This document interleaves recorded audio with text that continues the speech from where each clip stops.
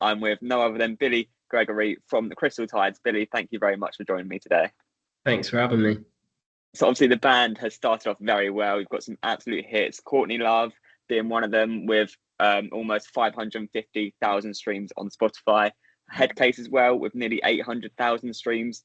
Just how does it feel to be the lead singer of a band that produced songs such as that? Yeah, it's really good. It's a really good feeling. I mean, don't often get a chance to really take in all the wins because you're sort of constantly looking at what's next. But yeah, it's really good when you read about the stats like that. So thanks. All right. And what's the main selling point of the bands? Obviously, there's a lot of indie bands out there. What sets you out from them bands? I'd say I don't actually. Maybe I don't think we're fully indie. I think is what gives us a bit of an edge. And I think as well, a lot of indie bands that tend to do well come from up north.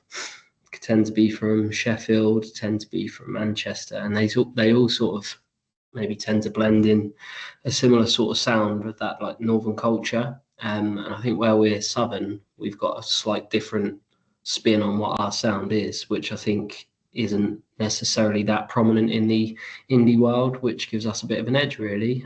It was hard getting our foot off the ground at the start, but now it seems like we're flying. So. Yeah, being a southerner myself as well, it's great to see a southern band growing. And I've spoken to people such as Harvey J. Dodson as well, Megan Wynn. They're also upcoming and from the south. So it's great to see people like you guys doing what you're doing for the southern culture. Yeah, yes. Firstly, just where'd you all meet? And where did it click musically? So me and Harry, the founding members of the band, we went to university together in Brighton, and we just started writing songs instead of going to university, basically. So it just sort of went from there. And Harry played a little bit in a backing band that I was in at a time.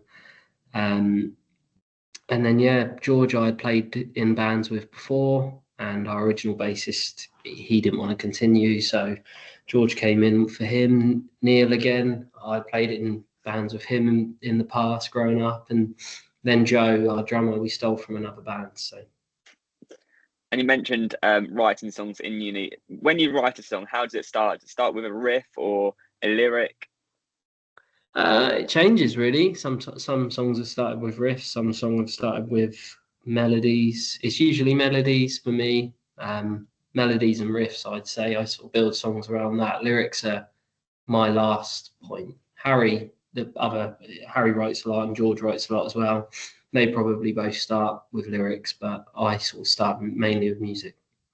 Has there ever been a song that's just completely changed direction in the studio at all? Yeah, loads. I mean, Headcase is a really good one because we decided, I think, 3 days before the studio that we were going to record that. We had planned to record another song, and we all sort of were really unsure about the song that we was recording. And yeah, I think I'd written Headcase a few days before when we was practicing, and I've written it in my kitchen. And I was like, I feel like we're on something here with this. And I took it to the boys a couple of days before, and we quickly sort of like put something together in practice. And then, it came out really well in the studio. So it was just, completely changed what we were going to do. So. That is one that absolutely goes off live. I've seen you supporting the K's in Southampton last year, and that song it's just brilliant. Seeing the crowd's reaction. Speaking of crowds, though, what's the best crowd you've played in front of so far? Definitely the Portsmouth Guildhall show that we did in March this year. It was sort of in the works for over a year, like over a year's worth of planning, went into that show. So I think the relief, alongside how good the crowd were, it's just it's just the best feeling ever. And I've got a question. The North and South divide again. What crowds are better, Northern or Southern? I don't know.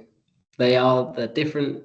I think for us, Portsmouth, obviously, where we're from, they're always really up for it, and the crowd are always really, really busy in Portsmouth for us. But I'd say in other southern places, I'd say the North probably take it because they just seem to be a little bit more, even when they don't know your music, they seem to be a little bit more involved from the off, whereas I think Southern people maybe are a bit more reserved until they do know your music. I think when they do know your music, they're great, but until they know your music, they're a little bit standoffish. Has there been a city that's sort of surprised you with the crowd reactions to your songs? It's a good question. I think so. I think we're always pretty confident that we're going to convert the crowd. So I think we know what we do is that's one of our selling points. Really, is we know that we're going to go in, and even if people don't like indie music, we feel like there's going to be at least one of our songs that they're going to like. So I think we've played gigs. We played a gig recently in Tunbridge Wells, and the crowd were really up for it, and like it was massive, and we sort of thought it was going to be a really dead gig, and it was completely shocked us. So. Lovely. And fans are a massive part of being in a band, of course, and taking off. How do you stay connected with fans outside of gigs? Unfortunately, all just social media. We're very lucky. We had a good select few fans create us a Facebook group on one of our tours we did last year, and loads of people joined it. I think there's about 700 members now. And that, like, what's really nice is that our fans seem to all talk to each other as well. So like they're staying connected, perhaps when we're like away from socials and stuff, which is great, and it's sort of built like this massive extended family, really. So we do it all through social media, and we like emails and stuff like that. It's really difficult nowadays, I think, although there's all these platforms like to keep in touch with everyone, they still put up hurdles, and like we got followers on Instagram and stuff, but that you still have to sign up to someone's notifications to see their, like, what's that all about, like it's just so stupid. But yeah, so it is difficult, but it's just part of it, I guess. And you mentioned family, what can that family expect from Crystal Tides in the next coming months, coming years? Definitely an album. And we've got, I'm not sure, when is this interview going out? As soon as I can turn it over, really. So hopefully in the next few weeks.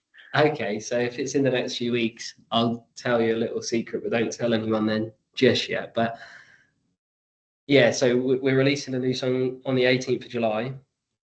We're officially announcing it next Monday. So if this interview's out by then, hey, it's announced. But yeah, so we got new music on the way very shortly. And loads more new music and an album coming too.